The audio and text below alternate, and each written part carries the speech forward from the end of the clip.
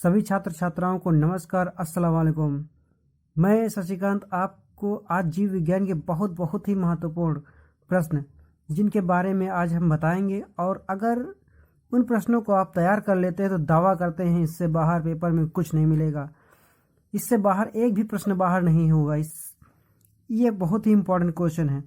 ये पूरे जीव विज्ञान का निचोड़ कह सकते हैं, जिनको आप तैयार कर लेंगे तो आपको पूरे में पूरे नंबर मिल सकते हैं। जी हाँ, तो आइए शुरू करते हैं। पहला क्वेश्चन है, संक्रामक और असंक्रामक रोग से आप क्या समझते हैं? इसके दो उदाहरण देकर इनके लक्षण, कारक और रोकथाम तथा उपाय लिखिए। तो आपको बता दें, संक्रामक रोग वे रोग होते हैं जो एक व्यक्ति से दूसरे व्यक्ति में फैल जाते हैं, जैसे जुकाम, बुखार, एड्स, मलेरिया, निमोनिया और भी बहुत सारे ऐसे रोग हैं जो एक व्यक्ति से दूसरे व्यक्ति में फैल जाते हैं। असंक्रामक रोग वे रोग होते हैं जो एक व्यक्ति से दूसरे व्यक्ति में नहीं फैलते हैं, जैसे कैंसर। कैंसर एक व्यक्ति से दूसरे व्यक्ति में नहीं फैलता है। दूसरे नंबर पे आता है एलर्जी। तीसरे नंबर पर आता है हृदयघात, यानी कि इसको बोलते हैं हार्ट अटैक। और चौथे नंबर पर आता है रक्तदाब, इसको बोलते हैं ब्लड प्रेशर। ये ऐसे रोग हैं जो एक व्यक्ति से दूसरे व्यक्ति में नहीं फैलते हैं। दूसरा क्वेश्चन है, घरेलू उत्पादों में औद्योगिक उत्पादन में सूक्ष्म जीवों का महत्व। तो घरेलू उत्पादों में जिनका जो सूक्ष्म जीव है, जैसे लैक्टोबैसिलस जीवाणु होता है, लैक्टोबैसिलस। ये जीवाणु क्या करता है? दूध से दही में कन्वर्ट कर देता है। ये घरेलू उत्पाद में सूक्ष्म जीव। अगर औद्योगिक उत्पादन में सूक्ष्म जीवों की बात की जाए तो औद्योगिक उत्पादन में आता है सैक्रोमाइसिस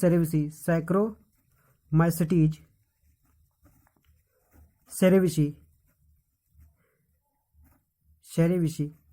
ये ऐसा जीवाणु है जिसकी आज से नहीं, प्राचीन काल से ही जिसका प्रयोग हो रहा है। ब्रांडी, रम, विस्की, बियर आदि बनाने में इन्हीं सूक्ष्म जीवों का प्रयोग होता है। इनको बोलते हैं, सामान्य भाषा में ईस्ट बोला जाता है, जिसका प्रयोग शराब, ब्रांडी, रम, विस्की आदि का बनाने में प्रयोग किया जाता है।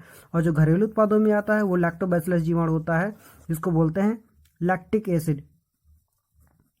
लैक्टिक एसिड होता है, जो दूध से दही बनाने में काम में लाया जाता है। अगला क्वेश्चन है, बायोपेरेसी क्या है?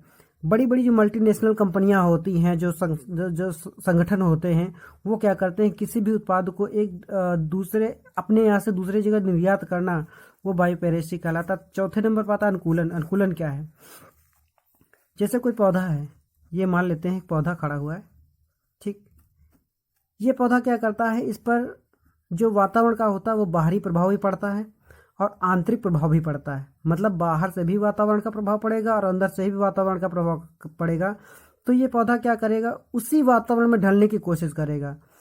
जब उसी वातावरण में वो पौधा ढल जाएगा तो ढलना ही कहलाता है अनुकूलन। सामान्य भाषा में आपको समझा रहे हैं कि अनुकूलन क्या है।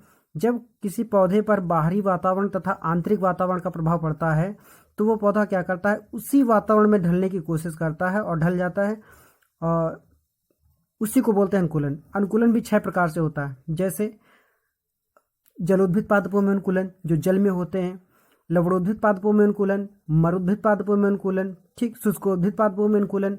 ये ऐसे पौधे होते हैं जो, जैसे कि मरुद्भिद बात कर ले, जो मरुस्थल में उगते हैं, ठीक। तो जो मरुस्थल में उगने वाला, जैसे कैक्टस होता है, ये क्या करता है, वहां पर पानी, मरुस्थल में पानी की कमी होती है, लेकिन क्या करता है, उसी वातावरण ढल जाता है, ठीक। तो उसको बोलते हैं अनुकूलन। अगला क्वेश्चन है, उत्पादक तथा उपभोक्ता में अंतर। उत्पादक वे होते हैं जो अपना भोजन सूर्य के प्रकाश से बनाते हैं, सूर्य के प्रकाश की उपस्थिति में बनाते हैं, उसको बोलते हैं उत्पादक। और उपभोक्ता वे होते हैं जो एक दूसरे के ऊपर निर्भर कहते हैं, जैसे प्राथमिक उपभोक्ता होता है, द्वितीयक उपभोक्ता होता है, तृतीयक होता है, इसके बाद आता है उच्च मांसाहारी। ये होते हैं उपभोक्ता। ये एक दूसरे पर डिपेंड करते हैं। जैसे कि प्राथमिक उपभोक्ता जैसे कि खरगोश ले लेते हैं, खरगोश ये किस पर डिपेंड है? उत्पादक पर डिपेंड करता है। मतलब कि उत्पादक मतलब कि जितने भी हरे घास के मैदान हैं, पौधों की पत्तियां हैं, उन पर डिपेंड करता है। और खरगोश को कौन खाता है? दूसरा द्वितीय उपभोक्ता खाता है, जैसे कि भेड़िया, भेड़िया खा सकता है। ठीक, तीसरा जो आता है वो होता है मांसाहारी जीव जो होते हैं, जैसे कि मनुष्य, मनुष्य द्वितीय में आता है। उच्च मांसाहारी भी चला जाता है, शेर भी आता है उच्च मांसाहारी में। जितने भी जीव उच्च मांसाहारी होते हैं वो उच्च मांसाहारी में, जो मांसाहारी होते हैं, जो सर्वश्रेष्ठ होते हैं, उनको उच्च मांसाहारी कहा जाता है। तो ये हो गया आपका क्या, उत्पादक और उपभोक्ता में अंतर। अगला क्वेश्चन था प्लाज्मिड। प्लाज्मिड क्या है? प्लाज्मिड किसे कहते हैं? तो प्लाज्मिड भी अपने आप में दोहरा स्ट्रैंड होता है। डीएनए अणु का जो है ये दोहरे स्टैंड वाला, इसको बोलते हैं प्लाज्मिड को दोहरे स्टैंड वाला डीएनए अणु बोलते हैं। डीएनए अणु बोलते हैं इसको। दोहरे अणु वाला डीएनए, दोहरे स्टैंड वाला डीएनए अणु है जो न्यूक्लियोइड के बाहर स्थित होता है। कहाँ स्थित होता है? न्यूक्लियोइड के बाहर स्थित होता है। ठीक, अगला क्वेश्चन है पुनर्योगज डीएनए तकनीक क्या है? पुनर्योगज डीएनए तकनीक, तो आपको बता दें कि पुनर्योगज डीएनए तकनीक डीएनए में किसी भी प्रकार की हेरफेर करना, मतलब कि ये कह लेते हैं इधर से उधर कर देना। डीएनए का जो स्ट्रैंड होता है, जो श्रृंखला होती है, उसको इधर उधर करना, इधर उधर करना या हेर फेर करना। हेर फेर करना या कह सकते हैं एक जीव के डीएनए में दूसरे जीव के डीएनए को जोड़ना, ये भी कह सकते हैं। एक जीव के डीएनए को दूसरे जीव में जोड़ना ही डीएनए पुनर्योगज तकनीक कहलाता है। ठीक है, जिसको इस तकनीक को बोल सकते हैं आनुवंशिक इंजीनियरिंग भी बोलते हैं। इसी को बोलते हैं आनुवंशिक इंजीनियरिंग बोलते हैं। ठीक, मतलब ये कह सकते हैं डीएनए पुनर्योगज तकनीक क्या है? किसी भी जीव के डीएनए को दूसरे जीव के डीएनए में जोड़ना कहलाता है क्या? पुनर्योगज डीएनए तकनीक। और इस तकनीक को बोलते हैं आनुवंशिक इंजीनियरिंग बोलते हैं। ठीक, अगला एक क्वेश्चन है भ्रूणपोष क्या है? इसके विभिन्न प्रकारों का वर्णन कीजिए। भ्रूणपोष, भ्रूण को पोषण देना, भ्रूण को पोषण देना ही क्या कहलाता है? भ्रूणपोष कहलाता है। ठीक, और इसके प्रकार देख लो, प्रकार कौन कौन से होते हैं?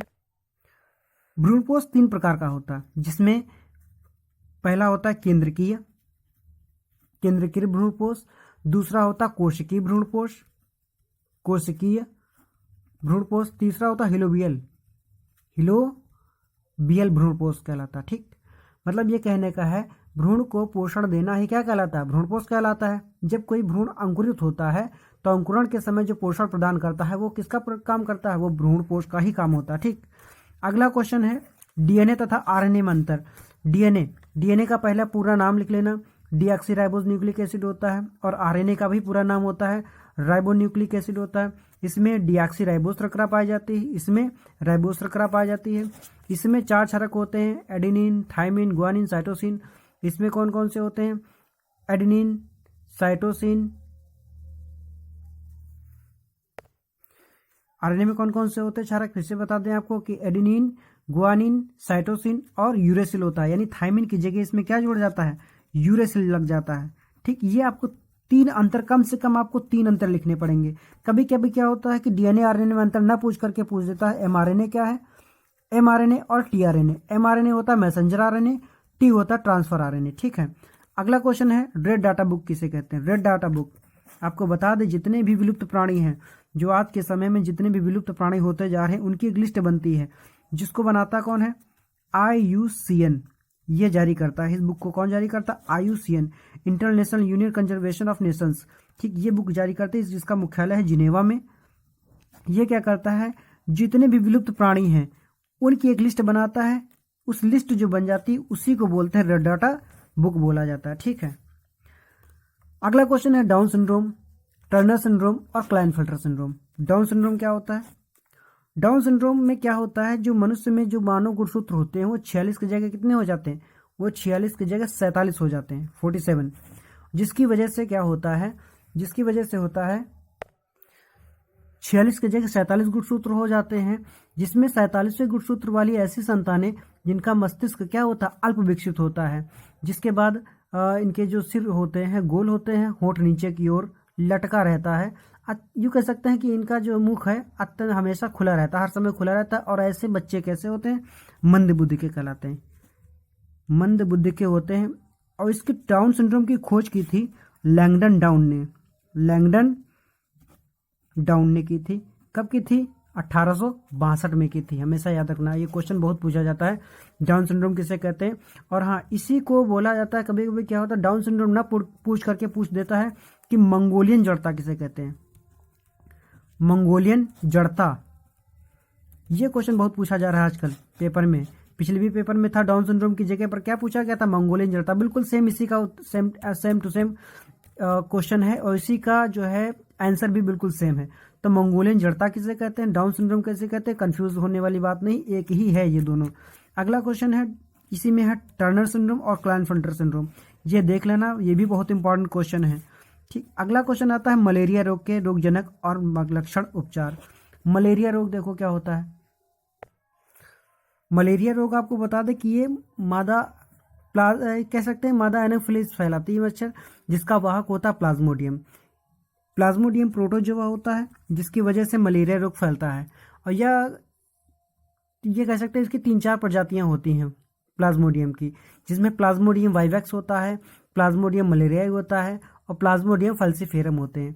ये ऐसे प्रोटोजोआ हैं जो मलेरिया को फैलाने में मदद करते हैं। अगला क्वेश्चन है डीएनए, क्वेश्चन नंबर 13 है डीएनए। डीएनए के खंडों को आपस में जोड़ने का काम कौन सा एंजाइम करता है, तो ये याद कर लेना, ये ऑब्जेक्टिव पूछा गया, बहुत बार लगातार पूछा गया क्वेश्चन है, जिसको बोलते हैं लाइगेज। लाइगेज एंजाइम क्या करता है, एक डीएनए खंड को और दूसरे डीएनए खंड को, जैसे ये डीएनए बना हुआ है तो एक खंड से ये अलग डीएनए बना हो, तो इसको आपस में जोड़ने का काम कौन करता है, लाइगेज एंजाइम करता है। अगला क्वेश्चन नंबर 14 है कि अल्कोहल, ड्रग्स, तंबाकू के सेवन से होने वाले हानिकारक प्रभाव का वर्णन कीजिए। तो अल्कोहल, ड्रग्स और तंबाकू। अल्कोहल जैसे कि हो गया, शराब के बारे में पूछा जा रहा है कि शराब के बारे में सेवन करने से क्या होता है।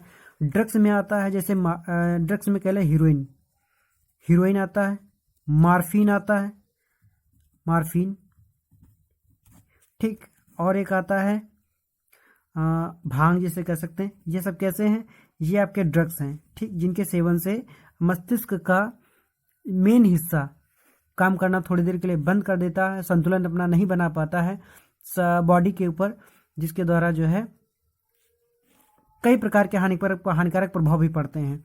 अगला क्वेश्चन है क्वेश्चन नंबर 15, बीटी का पास। बीटी का मतलब होता है बैसिलस थ्यूरिंजिएंसिस। ये एक जीवाणु है जिसका प्रयोग फसलों पर किया जाता है। फसलों मतलब जैसे बीटी बैंगन जिसको बोल सकते हैं, बीटी बैंगन है, बीटी कपास है, बीटी आलू है, बीटी टमाटर है, इन प्रकार के फसलों पर किया जाता है। ये जीवाणु क्या करता है, जो पहले से उसमें रोग लगे होते हैं, जो ड्रैगन फ्लाई के द्वारा पत्तियां जो छेदित की जाती हैं, उन पर इस जीवाणु को छिड़काव करने से ये क्या किया करता है, उन सभी ड्रैगन फ्लाई को या जितनी भी रोगित पत्तियां हैं उनको फिर से सही कर देता है। ठीक, खासकर ये बीटी कपास फसलों पर ज़्यादा अपना प्रभाव दिखाता है। इसलिए बीटी, इस जीवाणु को क्या बीटी वाली फसलों पर प्रयोग किया जाता है, जिससे वो पौधा फिर से जैसा होता है हरा भरा फिर से हो जाता है, रोगित नहीं होता है, रोगों से दूर हो जाता है। अगला क्वेश्चन है सेक्शन नंबर वाटसन और क्रिक मॉडल का नामांकित चित्र। तो वाटसन और क्रिक ने जो द्वि कुंडल के मॉडल दिया था उसका आपको चित्र बाकायदा अच्छे से बना लेना। ये 2 नंबर का क्वेश्चन पूछा जाता है, बहुत बार क्वेश्चन पूछा गया है। अगला क्वेश्चन है, अगला 17 नंबर है कि जैव विविधता से आप क्या समझते हैं। जीवों में होने वाली विविधता, जीवों में होने वाली क्या कहलाती है, विविधता। अब देखो जैव विविधता क्या होता है, जीवों में होने वाली विविधता होती कहाँ से है, कैसे होती है। तो जीवों में जो होने वाली विविधता कहलाती है, क्या कहलाती है, जैव विविधता। वो विविधता होती किसके द्वारा है, पर्यावरण के द्वारा पर्यावरण के द्वारा होती है, और वो जिसमें सभी जीव जातियां, समष्टि कह सकते हैं पूरा संसार, जगत, ये सब क्या होता है, आनुवंशिक विभिन्नता तथा समुदायों में एकत्रित और सम्मिश्रित तंत्र होता है जिसके अंतर्गत जैव विविधता आती है। ठीक, तो ये थे आज के बहुत ही 17 क्वेश्चन, बहुत ही इम्पोर्टेंट। ये पार्ट 1 था। इसके बाद अगला एक और वीडियो आएगा जिसमें कम से कम 30 क्वेश्चन होंगे। ठीक है, तो ये हमारा वीडियो कैसा लगा आप लोगों को कमेंट बॉक्स में ज़रूर बताना है। अगर वीडियो अच्छा लगा हो तो भैया एक बार सब्सक्राइब कर देना, वीडियो को लाइक कर देना और जितना हो सके उतना शेयर जरूर कर देना। लाइक करना चाहे ना करना, सब्सक्राइब करना चाहे ना करना, लेकिन शेयर जरूर कर देना। ठीक है, तब तक मिलते हैं कल फिर अगले नई वीडियो के साथ। तब तक के लिए धन्यवाद। Good night.